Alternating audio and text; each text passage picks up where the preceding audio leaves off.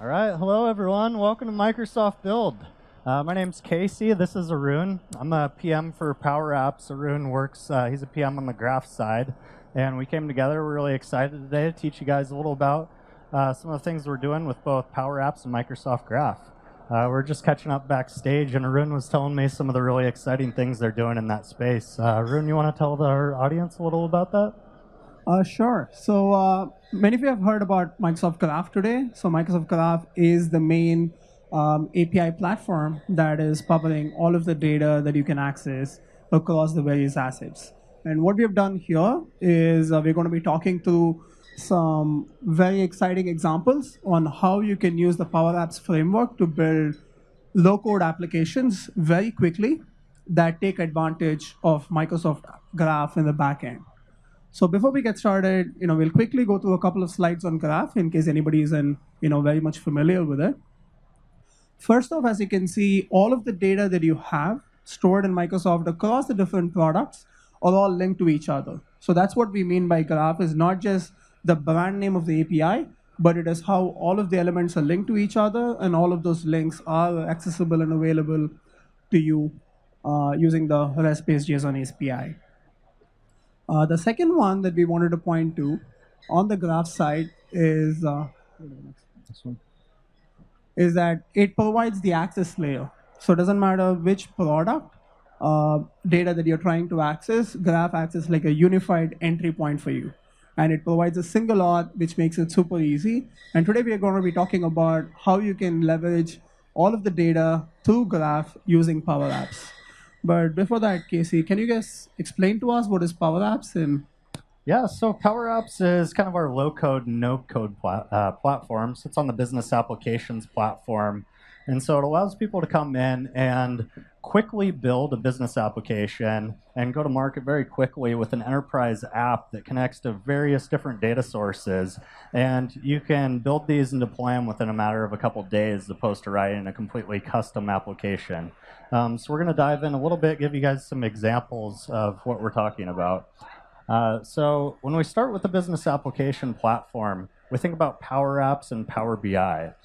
And then as we extend this out a little bit, if you look at the left side, we have our transactional data. So this is your Dynamics 365, your common data service for apps.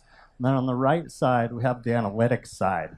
So this is what we could also refer to as the common data service for analytics. Then we also have a rich set of over 200 connectors that connect not only to your Microsoft data, but also across various different other products and data sources. And then tying it all together is this is natively built on Azure, and so it's easily extensible with the Azure platform. Okay, so some of the core capabilities, as I mentioned, we can, kind of a WYSIWYG editor to quickly build your applications. You can automate that through the use of Microsoft Flow. And then we have these rich data connectors for CRUD operations against multiple different endpoints. And then as we get into the extension scenario, this allows you to, professional developers to come in and use RESTful APIs to build custom connectors, and as well as ASP.NET core Azure functions. So once you build a custom connector, then this can also be accessible to other PowerApps users. So your citizen developers, you can expose your functions to them within PowerApps. They can build their rich applications without knowing how to write code. So for the rest of the session, we want to make it very interactive and hands-on. So in order to make it easy for you to use Graph inside PowerApps, what we've done is we are launching 10 new sample template apps. So these 10 new templates are available right now in PowerApps, and each of these are basically a demonstration that will teach you how you can use one of those various connectors. So let's get started, jump into the PowerApps demo, where we'll be able to see all of these templates. And the idea behind these templates is we've taken some of the common application scenarios and built out examples. But if you break into each of these examples, you will learn, one new connector. So the example we're starting with today is an app that we built called Meeting Capture. So the meeting capture app is designed to be a companion app for anyone who's in meetings, where you can take notes, assign tasks, and things like that. But first off, in the first screen of the meeting capture app, you can see that this is going to list you all of your available meetings. So this is coming from your calendar API in Graph, where you say list me my available meetings.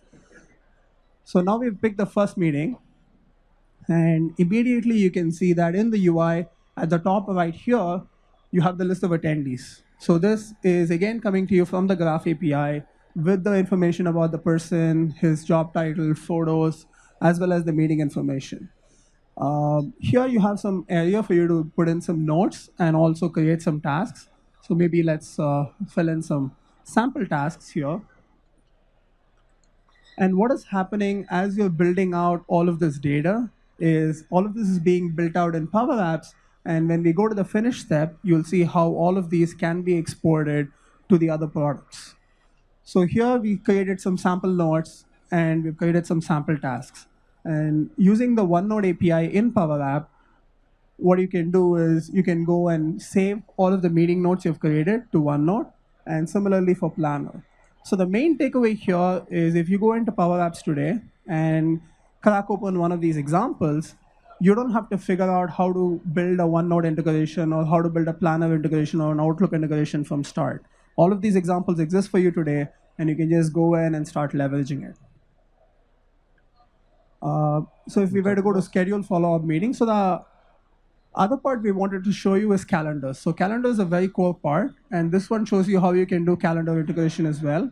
Here, one important aspect of calendar is scheduling, which is how do you find available meeting times for a variety of people.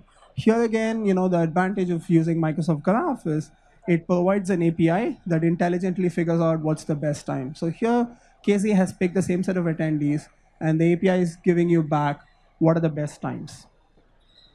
So if you're trying to build a new calendar integration, you can take this example as a starting point and then start building from that.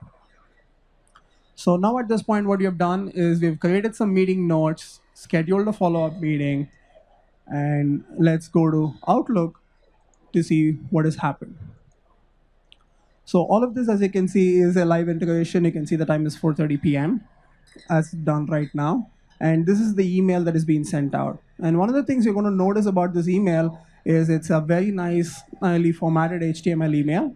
And Power Apps also allows you to do this sort of, pixel perfect, nice content that's being sent out. And this email was sent using the email APIs.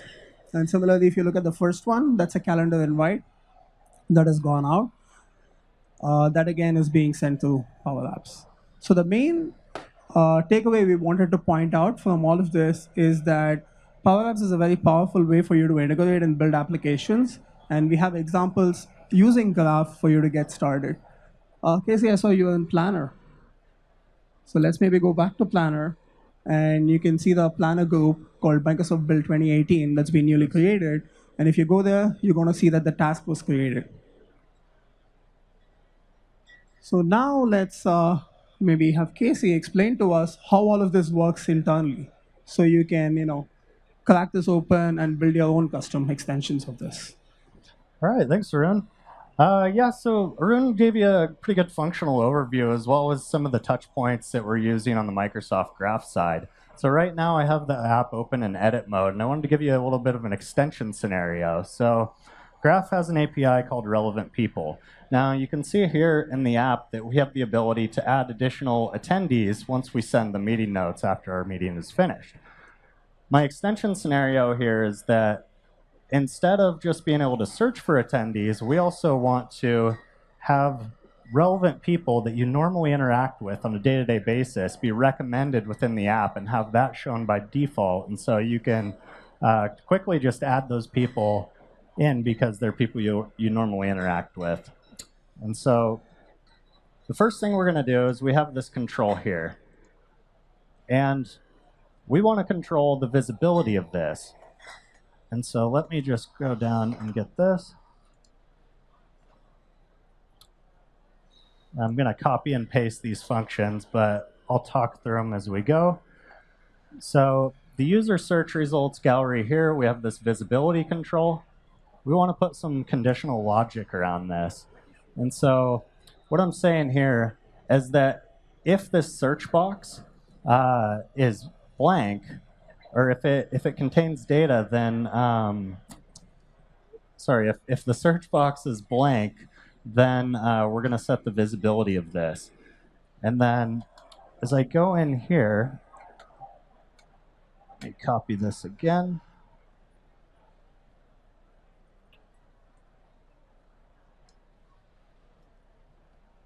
Okay, so once we set the visibility of that, we're going to go ahead and insert another gallery on top of this.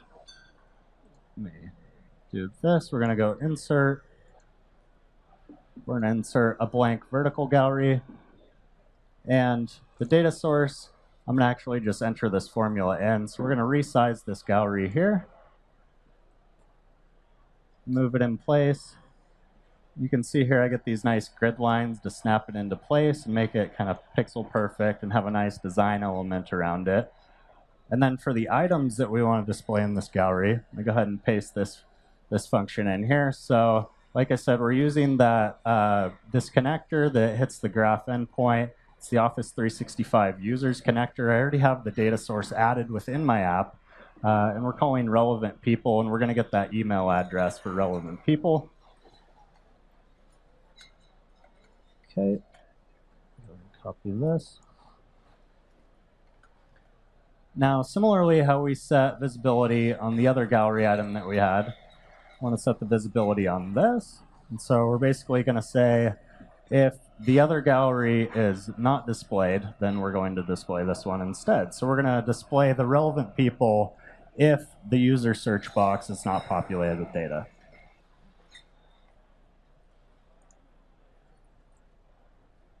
Okay. Next, we're going to go ahead and we're going to insert a label for this.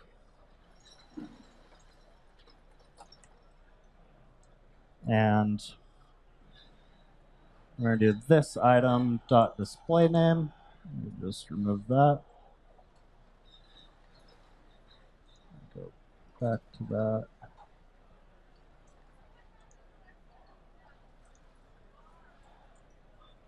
I'm going to try that again here. Insert the label.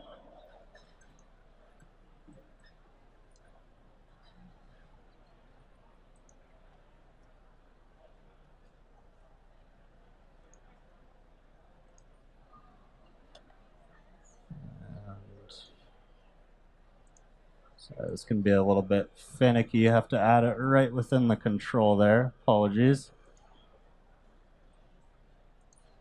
So once this is selected,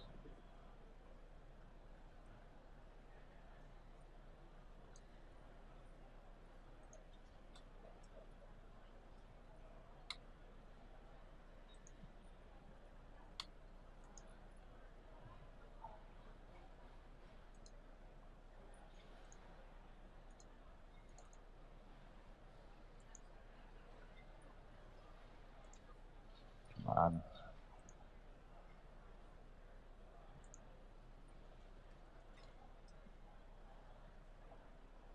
There we go.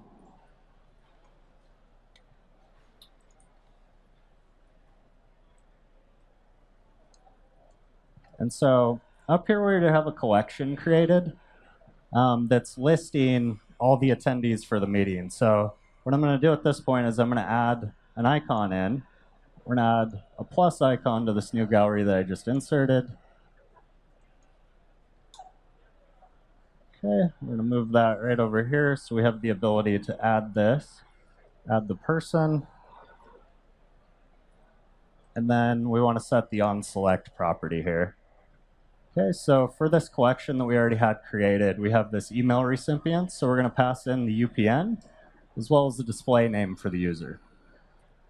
Okay, and so I haven't applied a whole lot of formatting to this search box here. We could definitely make that look better, but just given the interest of time, just going to go ahead and play it. And we show you what this looks like. So it's returning all the relevant people. And I can go ahead and add these in.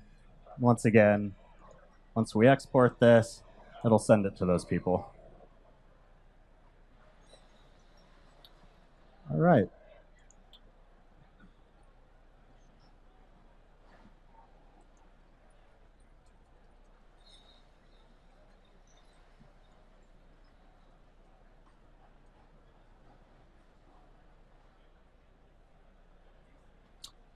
Okay, so that was just a little quick introduction on our quick session here. There's some more in-depth sessions that we have going on. One that really goes into depth about building custom connectors, and that's tomorrow at 1:15. And then we also have one for around the Microsoft Graph connecting to essential data that your app needs, and that's also tomorrow. So thank you everyone for listening. We have some references here. So there's a blog post on meeting capture that goes into more detail about how the app was built. There's also some video documentation as well as in-depth detailed documentation on docs.microsoft.com that we'll be releasing shortly. Check out PowerApps at web.powerapps.com. And then all the connectors that we talked about, plus we have documentation on over 200 different connectors, as well as the actions within each connector and what you can do with those. So be sure to check that out as well as the graph reference.